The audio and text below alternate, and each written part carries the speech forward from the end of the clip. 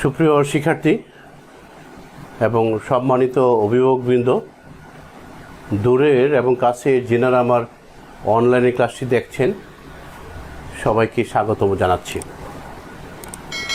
আশা করি আল্লাহর অশেষ রহমতে আপনারা সবাই সুস্থ আছেন, নিরাপদে আছেন, ভালো আছেন। তো সুপ্রিয় শিক্ষার্থীরা, আজকে সমান্তরাল একটা গাণিতিক সমস্যা নিয়ে আবারও হাজির হয়েছি। গত ক্লাসে সমান্তরাল একটি অঙ্ক করিয়েছিলাম। আজকে সেই ধারাবাহিকতায় পরীক্ষার সিলেবাস এই চ্যাপ্টারটা আছে বলে দশম শ্রেণীর, তাই আজকে সমান্তরাল আরেকটি অঙ্ক নিয়ে উপস্থাপন হচ্ছি। তো তোমরা মনোযোগ সহকারে অঙ্কটি দেখো। আমি এখানে সূত্রটা লিখে রাখলাম,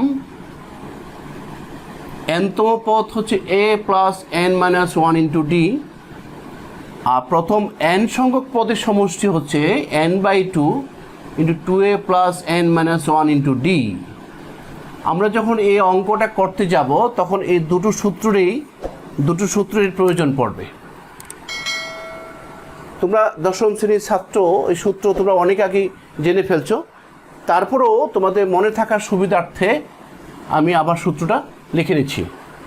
এবং আরেকটু উল্লেখ করতে হচ্ছে, এখানে এ লেখা আছে প্রথম পদ। যখন আমরা সমান্তরাল প্রথম পদ এ ইন্ডিকেট করি, এ ধরি, আর সেখানে লেখা আছে প্রথম পদ এ দেওয়া আছে প্রশ্নে।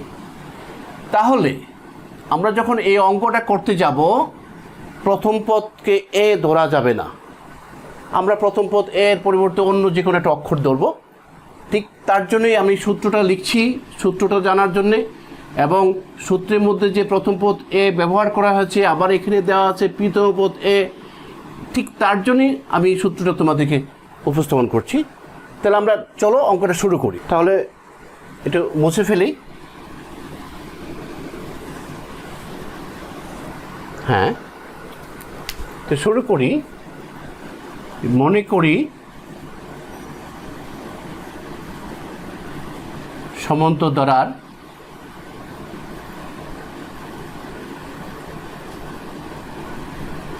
প্রথম পদ, যে কোনো ইংরেজি ডিজিট ধরতে পারি, কেবলমাত্র এ আমরা ধরবো না। তাহলে প্রথম পদ আমরা এক্স ধরলাম, এক্স ধরছি, এবং সাধারণ অন্তর সমান ডি, কমন ডিফারেন্স। তাহলে আমরা অঙ্কে চলে যাই। সুতরাং আমরা যদি লিখি যে এই অঙ্কের প্রেক্ষিতে সূত্রটা যদি অ্যাপ্লাই করতে চাই, তা আমরা জানি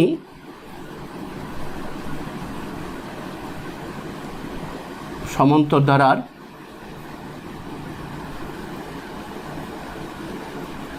nতম পদ a plus n minus 1 into D. কিন্তু এখানে আমরা এ লিখছি না, প্রথম পদ এক্স, এখানে এক্স লিখছি, x plus n minus 1 into D. সূত্রটা আমরা লিখলাম, প্রথম পদ এখানে এর পরিবর্তে এক্স লিখলাম। তাহলে বলো তো প্রথম পদ কী হবে? সুতরাং ধারাটির পিতম পদ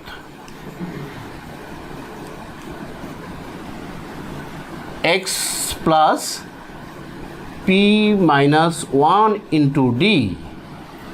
আবার বলা আছে কিউতম পদ। আবার যদি বলি, আবার ধারাটির কিউতম পদ X plus Q minus 1 into D.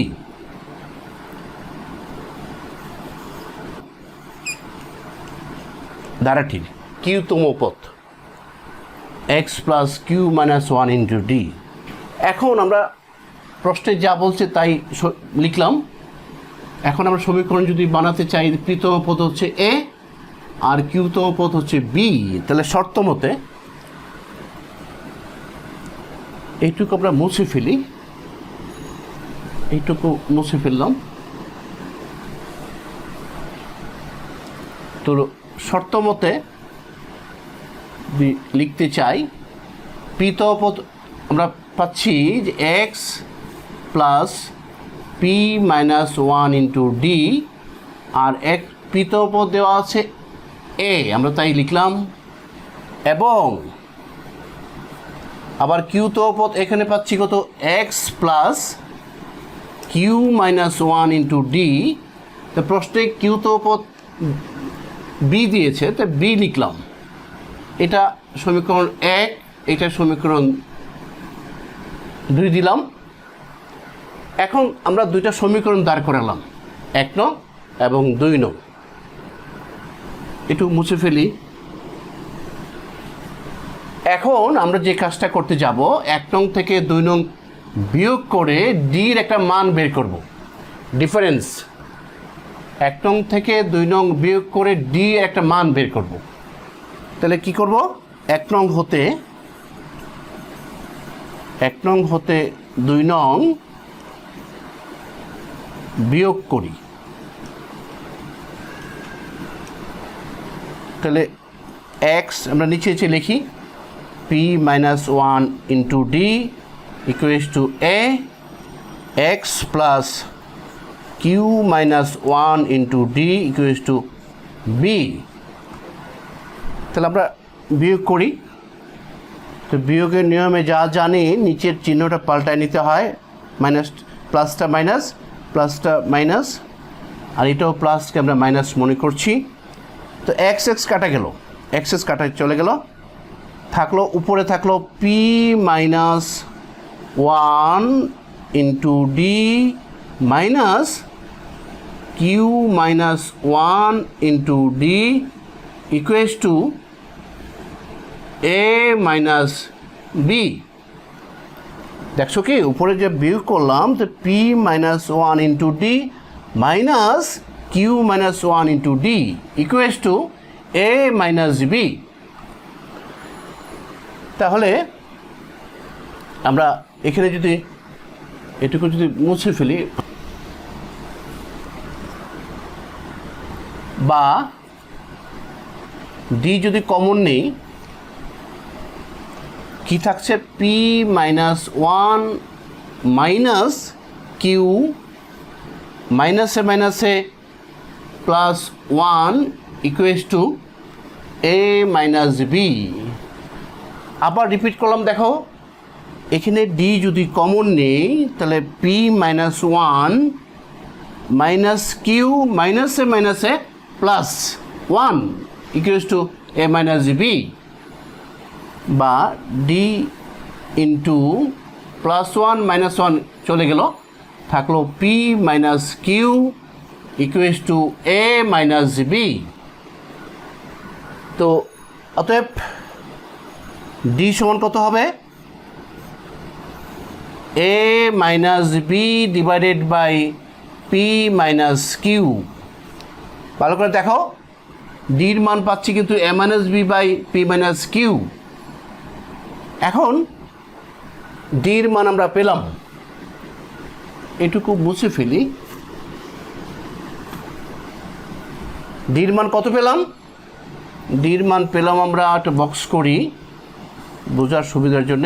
ডির মান পেলাম a minus B by P minus q. আবার যে সমীকরণ পাচ্ছিলাম আমরা বিয়োগ করছি, আবার সেই দুটো সমীকরণই আবার যোগ করব। সমীকরণ এটা 1 ছিল, এটা 2 ছিল। আবার তুমি 1 নং ও 2 নং সমীকরণ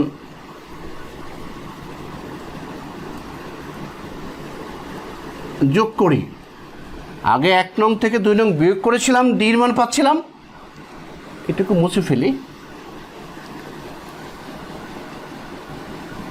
এই 1 নং সমীকরণ থেকে 2 নং সমীকরণ বিয়োগ করে আমরা ডির মান এই পাচ্ছিলাম।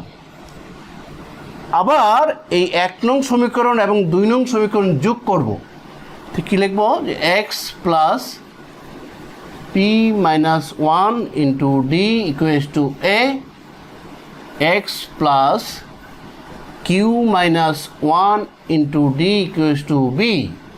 আমরা যদি যোগ করি তাহলে যোগ করলে হচ্ছে এক্স প্লাস এক্স হচ্ছে 2x প্লাস উপরেরটা যোগ নিচেরটা আমরা লিখে নেই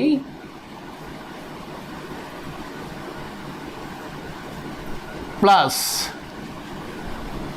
Q minus one into D equals to A plus B.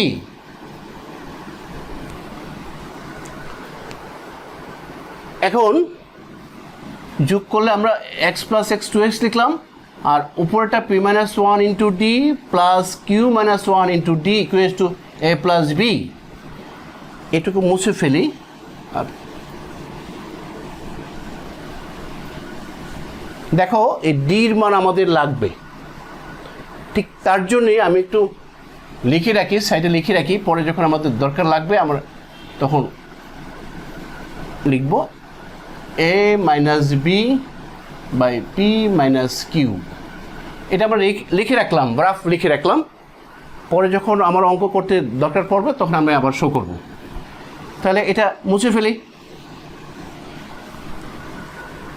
বা 2x প্লাস এখানে ডি কমন নিচ্ছ, ডি যদি আমি কমন নেই থাকছে কত P minus one plus Q plus minus one, তাহলে কি থাকছে 2x প্লাস ডি যদি কমন নেই P minus one plus Q minus one সমান কত এ প্লাস বি। আবার দেখো আমরা 1 আর 2 সমীকরণ যোগ করলাম, যোগ করে এক্স প্লাস এক্স 2x উপরটা প্লাস নিচেরটা যোগ করলাম, অর্থাৎ P minus one into D plus Q minus one into D equals to A plus B. 2x plus এখানে যদি ডি কমন নেই P minus one plus Q minus one equals to A plus B. সুতরাং আমি একটু লিখি X plus P plus Q minus one কত minus two, ডিটা আমরা শেষে লিখলাম into equals to A plus B. ভালো করে খেয়াল করো, 2x plus P plus Q minus one হচ্ছে মাইনাস টু, আমি সুবিধার জন্য ডি শেষে ইন্টু ডি লিখলাম equals to A plus B. তাহলে খেয়াল করে দেখো আমরা কিন্তু এইটুকুর মান পাচ্ছি এ প্লাস বি, আর বিয়োগ করে আমরা ডির মান এই পাচ্ছিলাম। এখন তোমার প্রশ্নে কি ছিল? ধারাটির পি প্লাস কিউ পদের সমষ্টি, তাহলে আমরা ওই সমষ্টি সূত্র লিখি পি প্লাস কিউ পদের সমষ্টি। এটা আমরা মুছে ফেলি।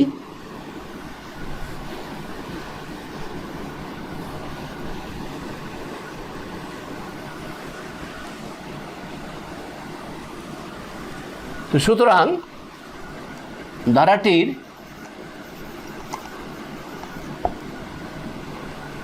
প্রথম পি প্লাস কিউ পদের সমষ্টি নিচে লিখলাম, সমষ্টি খেয়াল করো কত, ওই সূত্র যে আমরা সমষ্টি সূত্র লিখছিলাম, তোমার এটা অঙ্কে প্রয়োজন পড়বে বলে, তাহলে এখানে পি প্লাস কিউ পদের সমষ্টি হবে এখানে এন এর পরিবর্তে P plus Q by two into 2x plus P plus Q minus one into D, এই সূত্র লিখলাম।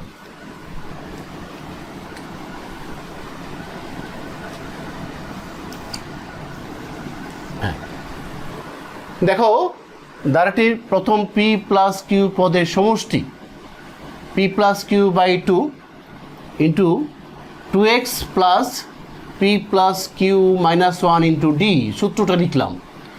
এখন তোমাকে একটু চিন্তা করতে হবে, খেয়াল করতে হবে।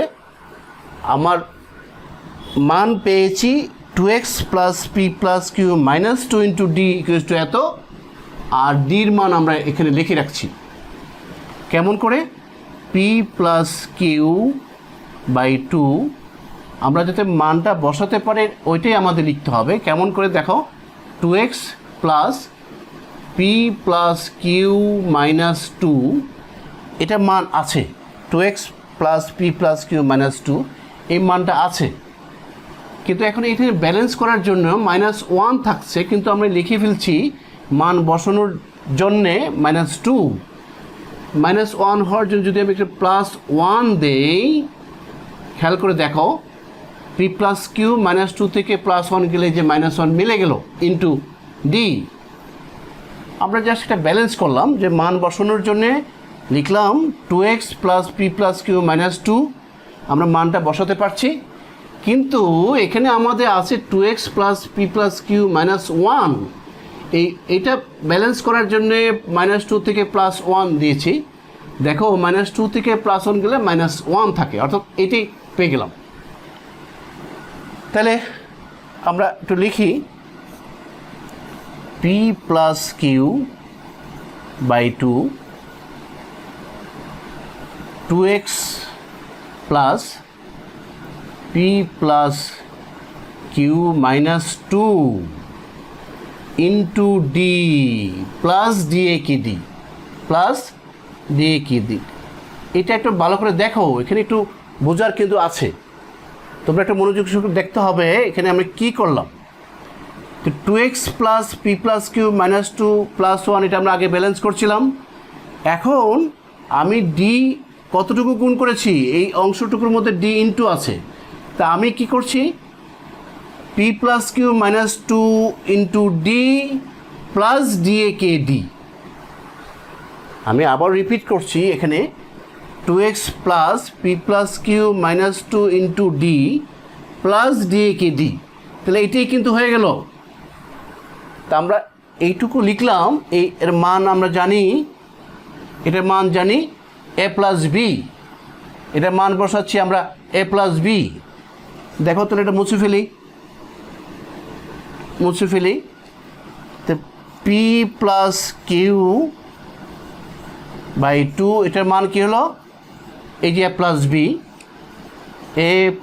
বি প্লাস, দেখো এইটুকুর মান আমরা a প্লাস বি পাচ্ছিলাম, তাই লিখছি, প্লাস ডির মান যে লিখে রাখছিলাম, ডির মান কিন্তু এটা পাচ্ছিলাম, প্লাস ডি হচ্ছে a minus B by P minus Q. এই শেষে একটু সমস্যা আছে, একটু ক্রিটিক্যাল আছে, তোমরা একটু চিন্তা করে করতে হবে। অঙ্কটা বেশ এসএসসি পরীক্ষা সামনের পরীক্ষার জন্য প্রয়োজন।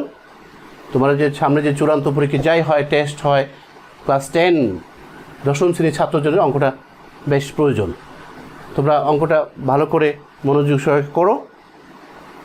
যদি তোমাদের বুঝতে সমস্যা হয় আমাকে কমেন্টস করো, আমি পরবর্তী ক্লাসে ইনশাল্লাহ রিপ্লাই দিতে চেষ্টা করব।